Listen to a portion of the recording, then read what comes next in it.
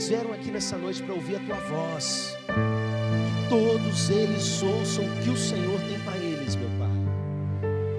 Que todos eles sejam alimentados. Tira do nosso coração toda distração, todo tipo de espírito crítico que fecha o nosso coração, mas que nós estejamos abertos para tudo que vem do Senhor. Eu oro nesse momento, meu Pai, por cada um desses que de repente está com sono, está cansado, está incomodado com calor, está com dor de cabeça. Meu Pai, em nome de Jesus, que a sede pela Tua palavra seja algo tão forte nesse momento, que eles fiquem muito atentos a tudo, esfomeados pelo que o Senhor vai ensinar a eles nesse momento. Em nome de Jesus. Amém. Amém. Glória a Deus. Lemos assim a palavra do Senhor em Lucas capítulo 9, a partir do verso 51. E aconteceu que, ao se completarem os dias em que devia ser ele assunto ao céu, manifestou no semblante a intrépida resolução de ir para Jerusalém, e enviou mensageiros que o antecedessem. Indo eles, entraram numa aldeia de samaritanos, para lhe preparar pousada. Mas não o receberam, porque o aspecto dele era de quem decisivamente ia para Jerusalém. Vendo isso, os discípulos Tiago e João perguntaram: Senhor, queres que mandemos descer fogo do céu para os consumir? Jesus, porém, voltando-se, os repreendeu e disse: Vós não sabeis de que espírito sois, pois o Filho do Homem não veio para destruir as almas dos homens, mas para salvá-las. E seguiram para outra aldeia. Amém, meus irmãos? O texto que nós lemos trata de um episódio no ministério de Jesus, quando Jesus já estava concluindo o seu tempo aqui na terra, e ele sabia que indo para Jerusalém ele seria morto, mas mesmo assim ele está decidido, porque ele veio para isso. E ele, juntamente com a sua comitiva de discípulos e todas as pessoas que o acompanhavam, decide ir para Jerusalém. Mas no caminho para chegar em Jerusalém, a rota que eles escolheram, eles iriam passar por uma vila que era samaritana. E antes de Jesus passar por essa vila, ele faz algo muito prudente. Ele manda mensageiros para avisarem que ele estaria indo para lá. Irmãos, isso era algo muito importante, porque era uma simples aldeia pequena, e Jesus andava com um grande número de pessoas, não dava para chegar sem aviso. Só dos apóstolos já dava um time de futebol. E ele manda mensageiros para chegarem antes naquela aldeia e falar que um grupo está vindo para ser hospedado. Mas aqueles samaritanos, eles perceberam que o grupo estava a caminho de Jerusalém. E a gente entende pela própria Bíblia que os samaritanos, eles não se davam bem com o restante do povo do território de Israel. Em João capítulo 4, a gente lê que os samaritanos não conversavam com os judeus.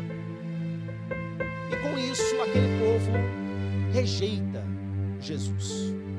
Eles não querem que Jesus passe por aquela vila. E o que eles fazem, meus irmãos, é uma coisa absurda. Eu, se visse Jesus vindo lá de longe, eu já começava a cantar: entra na minha casa, entra na minha vida. Mas esses caras não querem receber ele nem de passagem na vila. O próprio Deus caminhando na forma de gente no meio deles, com poder para transformar a vida deles para sempre, para toda a eternidade. Eles rejeitam. Mas, meus irmãos, a reação de Jesus diante dessa rejeição, para a gente é uma verdadeira aula sobre como nós devemos reagir à rejeição. Você já foi rejeitado? Você já foi desprezado por alguém? Você já se sentiu diminuído por alguém? Passado para trás por alguém? Nesse momento, Jesus e os seus discípulos viveram exatamente isso, meus irmãos. Eu quero que você aprenda algo nessa noite a respeito dessa sensação. Talvez estejam aqui nessa noite algumas pessoas que estão sentindo essa dor. De repente, por não terem sido considerados em sua opinião. Talvez esteja se sentindo ferido nesse momento, com uma sensação ruim porque alguém fez algo com você.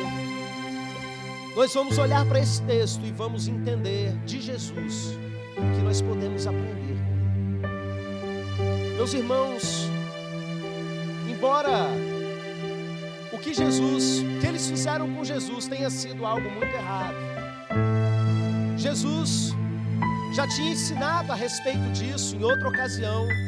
Ele tinha dito aos seus discípulos que quando eles passassem por uma cidade e que eles não fossem recebidos nessa cidade, eles deveriam, sacudir o pó dos seus pés e seguir vida, seguir em frente. E ele diz algo muito pesado a respeito dessas cidades. Ele diz que haveria grande rigor sobre elas no dia do juízo final, no dia do grande julgamento que todos nós iremos passar. As pessoas daquela geração, daquela cidade, seriam lembradas que um dia eles rejeitaram o próprio Filho de Deus. Mas eu quero que você entenda uma coisa: Jesus disse que seria no dia do juízo, mas nesse texto específico, ele vai mostrar para a gente que esse juízo é só para o dia do juízo. Que enquanto esse dia não chega, meus irmãos, essas pessoas ainda têm a chance de se arrependerem. Ele vira e fala assim para os seus discípulos: eu vim aqui para salvar os homens, eu vim para salvar as almas deles, não para destruir as almas deles. Entretanto, meus irmãos, no meio dos apóstolos de Jesus, tem duas figuras, chamadas de Tiago e João. Dois apóstolos que Jesus botou um apelido neles. Jesus os chamou de filhos do trovão. E nesse texto a gente tem uma dica de por que eles foram apelidados de filhos do trovão. Tiago e João viram para Jesus e falam assim: Senhor, a gente pode fazer igual Elias fez, mandar descer fogo do céu e consumir essas pessoas. A vontade deles, ao se sentirem rejeitados, era descontar a raiva em cima daquelas pessoas. Era que essas pessoas fossem destruídas. E é aí, meus irmãos, que eu volto a dizer, talvez você se identifique com isso. Quem nunca? Alguém faz alguma coisa muito desagradável com você e a vontade que você tem é simplesmente de dar um troco. Eu me lembro uma época aqui na nossa igreja que tinha muita fofoca, muitos anos atrás.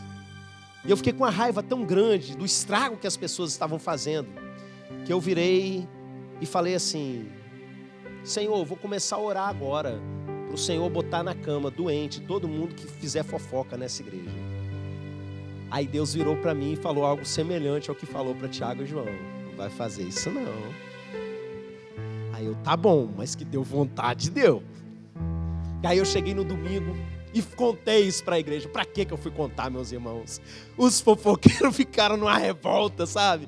Por que o pastor, meu irmão, eu não falei isso, mas foi engraçado, porque cada um começou a se denunciar, né? O pessoal começou a mostrar realmente quem era quem. Irmãos, quem nunca passou por isso?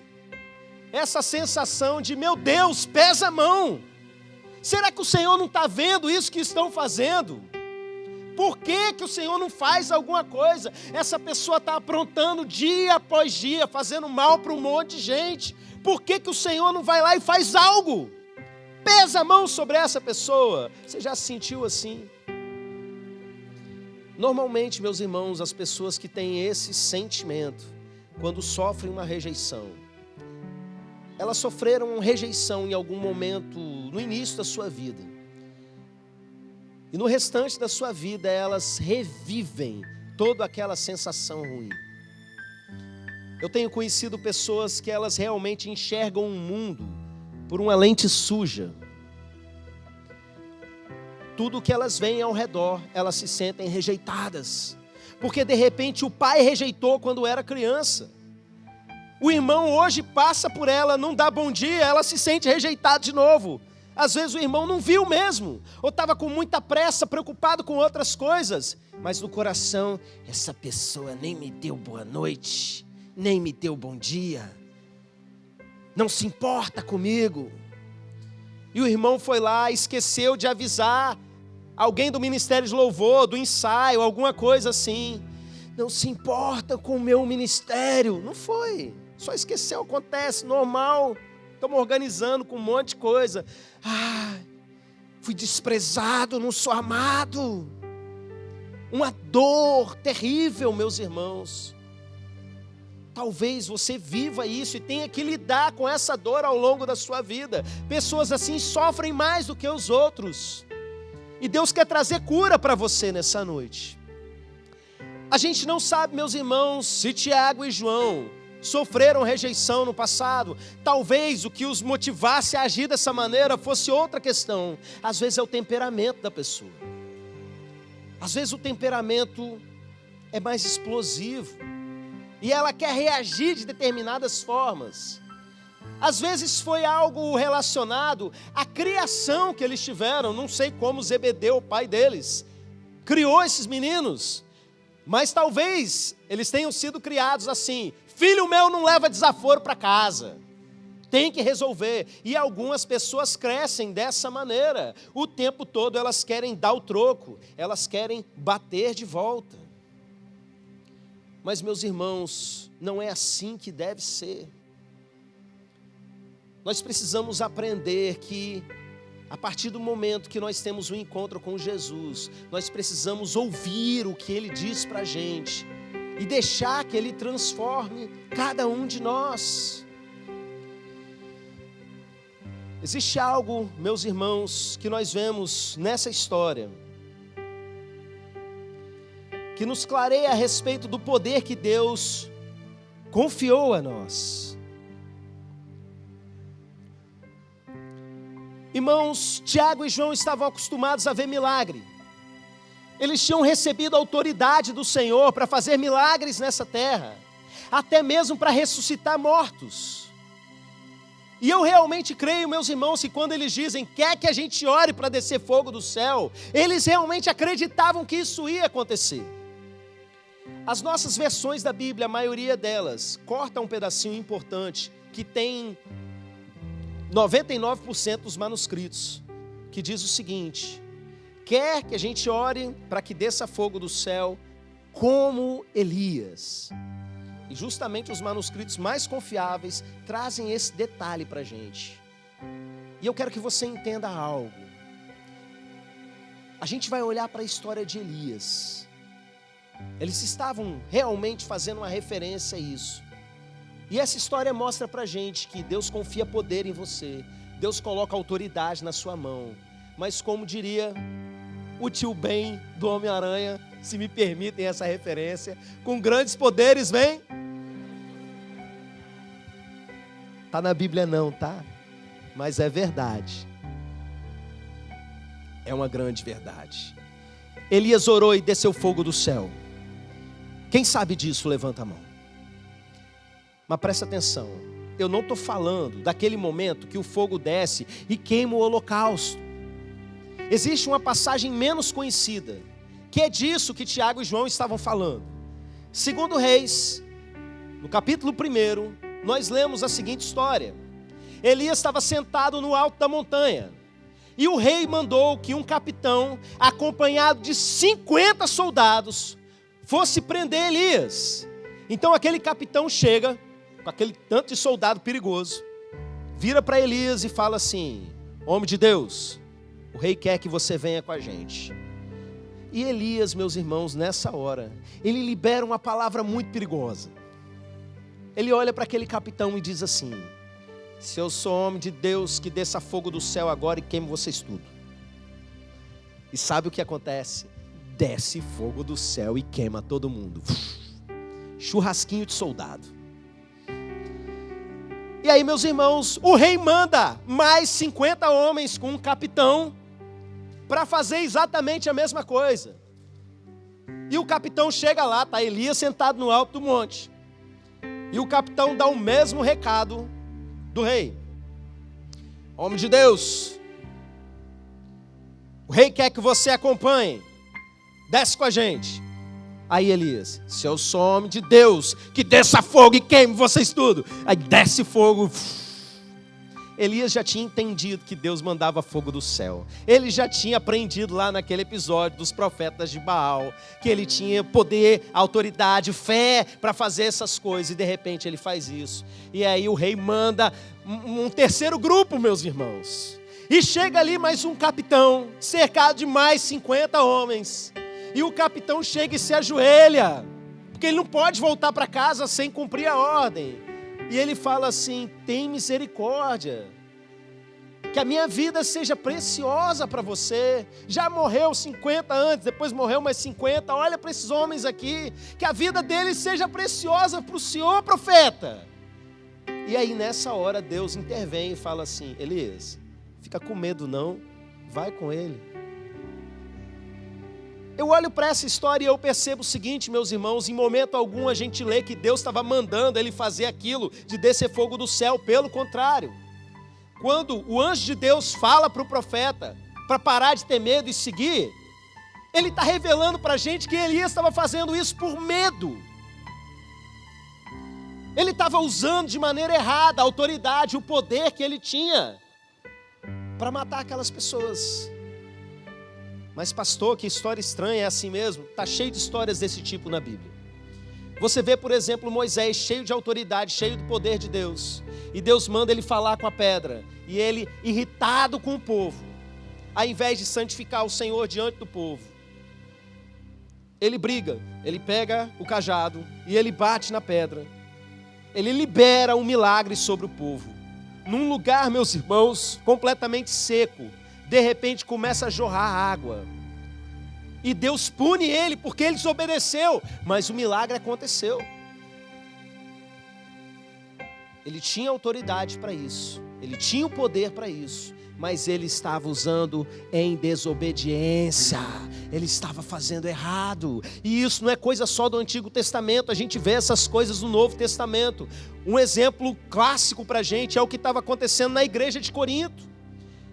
O apóstolo Paulo explica para eles, meus irmãos, que eles tinham todos os dons. Era uma igreja que movia no poder, sabe? Os crentes entravam no mistério com força e tinha de tudo com relação à manifestação do poder de Deus. Mas eles estavam fazendo tudo errado, com a motivação errada, um exercício de dons que não era para edificação do corpo, um exercício dos dons que não tinha amor. E o Espírito Santo, pela vida de Paulo, ensinou aqueles irmãos: não é assim que faz. Você pode ter todo o dom, você pode ter uma fé para mudar uma montanha do lugar. Se você não tem amor, de nada isso serve.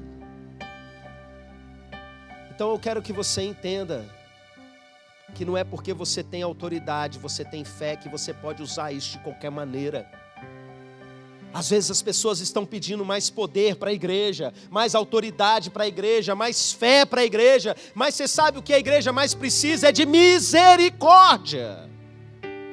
É usar o poder que Ele já nos deu, com misericórdia, com amor, da maneira correta. Porque, meus irmãos, não é só nos exemplos bíblicos. No nosso dia a dia nós fazemos essas coisas. Quantas vezes o pastor de frente da igreja recebeu do Senhor autoridade para comandar uma multidão, um poder sobrenatural vindo do Senhor para comandar o povo, e você sabe o que ele faz? Ele maltrata pessoas por puro exercício de poder.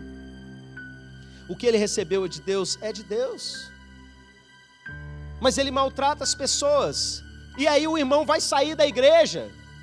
E você sabe o que o pastor faz? Ao invés de abençoar, amaldiçoa a pessoa que saiu. Misericórdia. Quantas histórias eu tenho conhecido, parece que isso aconteceu muito no nosso território, nos últimos 20, 30 anos, aqui em Nova Almeida, de uma pessoa aí sair de uma igreja e sair debaixo de maldição. Homens e mulheres de Deus, meus irmãos. E às vezes o crente sai e amaldiçoa de volta. Às vezes o pregador recebeu do Senhor um poder para pregar de forma clara, envolvente, apaixonada, algo que ele não tinha antes, mas Deus plantou isso nele para que ele transmitisse vida para as pessoas. E o que ele faz? Ele está ferido, ele está magoado, e aí ele começa a pregar mandando recado indireta, meus irmãos. E ele começa a pregar aqui em cima, mandando recado para os irmãos e despejando toda a sua raiva, todo o seu ressentimento. Aí você pensa assim, não, isso aí é coisa de pastor, né? Ainda bem que eu não sou. Você faz isso na sua casa, eu vou te mostrar como.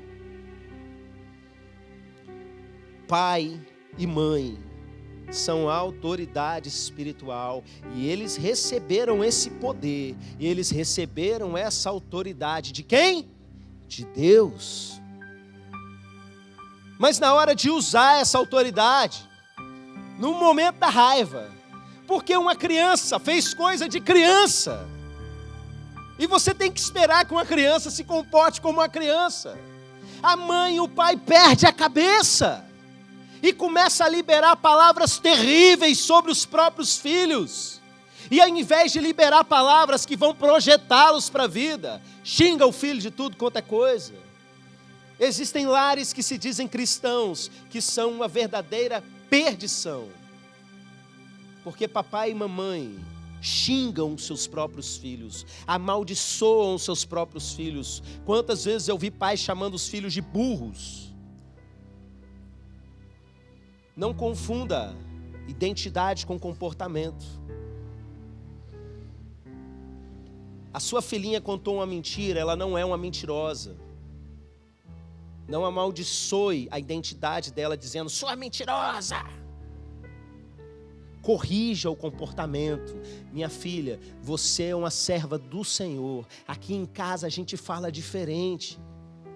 Mas aí o que acontece? Você está nervoso. É o filho do trovão. E quer trovejar sobre os pequenos. Irmãos, pensa no trem para dar trabalho para pai e mãe, o tal do adolescente.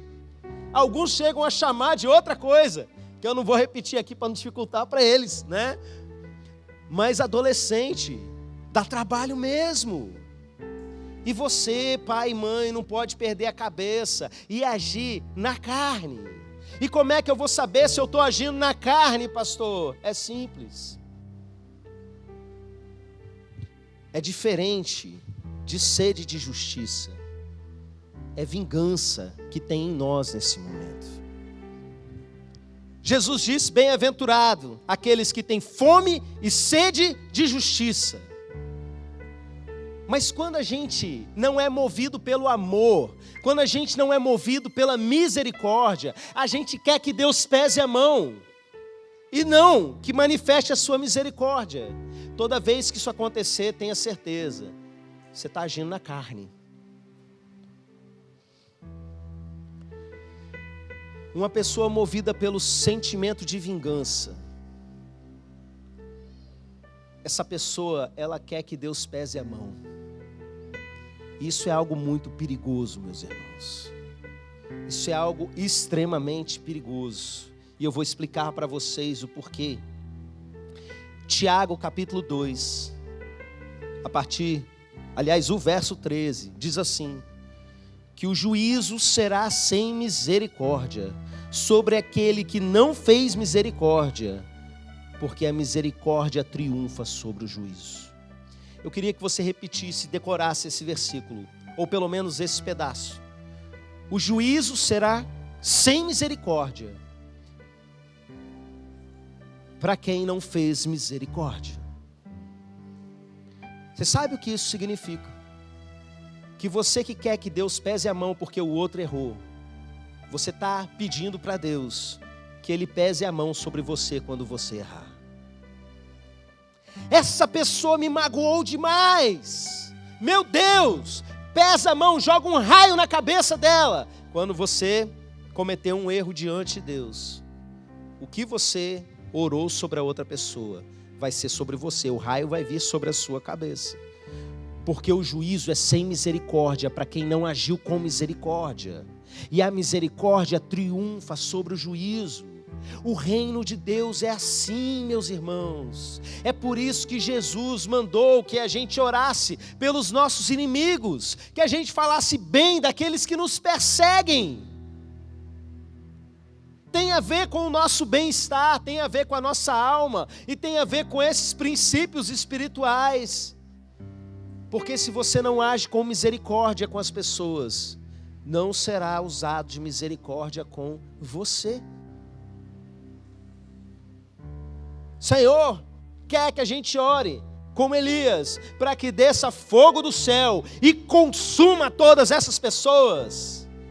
Que raiva, como eu me senti rejeitado. Pesa a mão, Deus, faz ficar doente. Aí Jesus vira e fala assim: vocês não sabem de que espírito sois. Satanás tentou tirar esse trecho da Bíblia. Alguns copistas esqueceram de anotar e teólogos contemporâneos vão botar em dúvida se existia ou se não existia. Eu afirmo para vocês, porque eu estudei no assunto. Os manuscritos mais confiáveis, eles possuem exatamente essa fala. Vocês não sabem de que espírito vocês pertencem? O que isso quer dizer, meus irmãos? Tiago e João pertenciam ao Espírito Santo de Deus, mas eles agiam como se não pertencessem, porque eles estavam agindo na sua alma e não no espírito. E a alma da gente quer vingança, e uma alma ferida quer sangue. A alma ferida quer quebrar tudo dentro de casa, quer descontar a raiva em alguém. Você não pode ser guiado pela sua alma, e deixa eu te explicar por quê. Porque não foi a sua alma que te salvou, você foi resgatado pelo Pai, pelo Filho, pelo Espírito Santo de Deus. Você que um dia nasceu de novo, você pertence ao Espírito Santo de Deus. Você não se manda mais, criatura. Não é a sua alma que vai comandar o que você tem que fazer ou o que você não tem que fazer. No momento que a raiva bater, espera passar. Espera passar. E obedeça ao Espírito Santo de Deus. Você pertence ao Espírito Santo. É o Espírito Santo que manda na sua vida.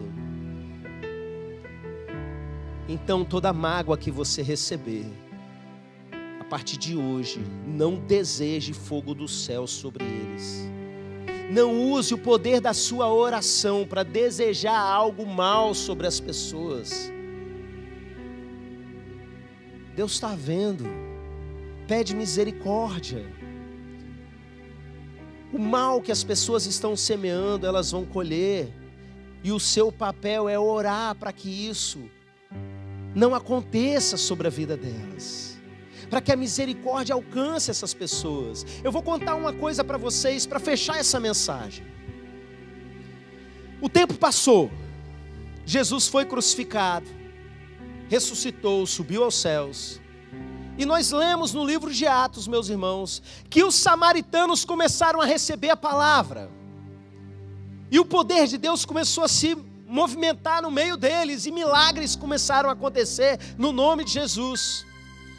E a igreja aqui, os apóstolos em Jerusalém, ficaram sabendo, e resolveram mandar Pedro para lá, junto com outro apóstolo, adivinha quem? João, um dos dois que queria que descesse fogo do céu. E ele chega lá e vê que a misericórdia do Senhor alcançou os samaritanos. E é lindo o que acontece, meus irmãos, porque eles perguntam: vocês já receberam o Espírito Santo? Eles não.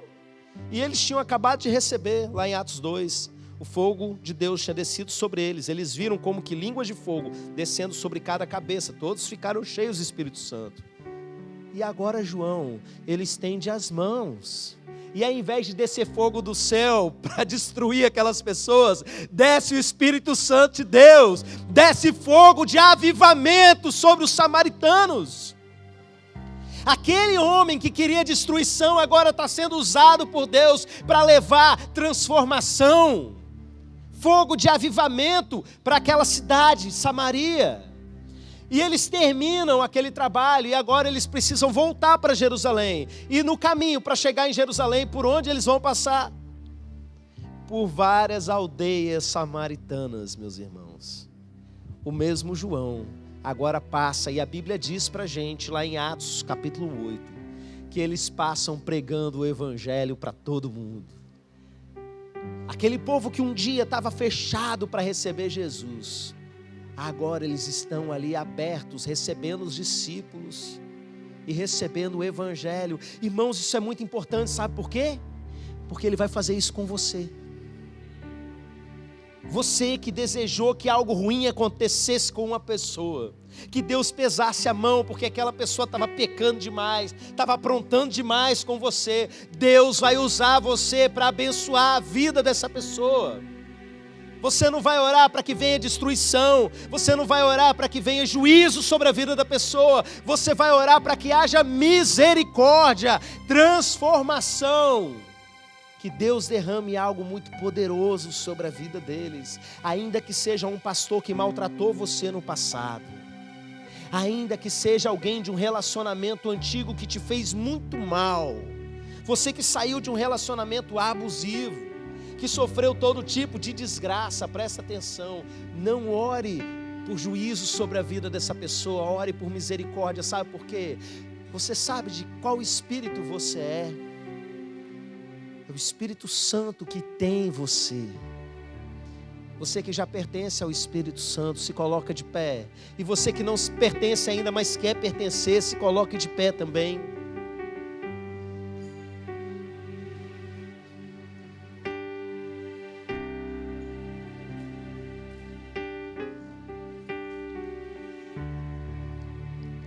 Feche os seus olhos e lembre de pessoas que te fizeram mal. Talvez a sua opinião não tenha sido ouvida e você ficou muito nervosinho com isso. Mas Jesus discipulou discípulos nervosinhos e Ele vai fazer isso com você agora, porque Ele quer usar você. Você pertence ao Espírito Santo, deixa Ele te usar nesse momento. Você vai orar pelas pessoas que te fizeram mal. Você vai liberar a bênção sobre a vida dessas pessoas. Você vai liberar avivamento sobre a vida dessas pessoas. Estenda suas mãos e com a autoridade de alguém que tem poder para fazer descer fogo do céu, ore para que desça sobre a vida dessas pessoas misericórdia do Senhor, graça do Senhor, transformação, experiências com Deus. Se você chegou aqui como Tiago e João, querendo destruição, querendo revanche e vingança, seja agora como Pedro e João passando em Samaria, distribuindo bênção do Senhor. Deixa Ele te usar. Espírito Santo, vem agora sobre cada um desses que te pertence, que sabem que são do Espírito Santo de Deus. Que eles sejam usados pelo Senhor. Abre a sua boca e libera palavras de bênção.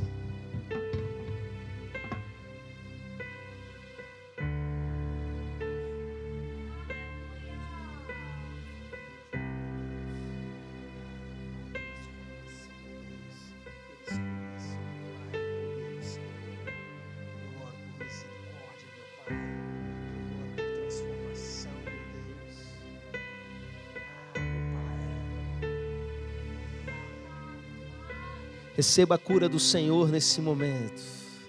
Seja curado no seu coração nesse momento. Seja transformado pelo Espírito Santo de Deus nesse momento.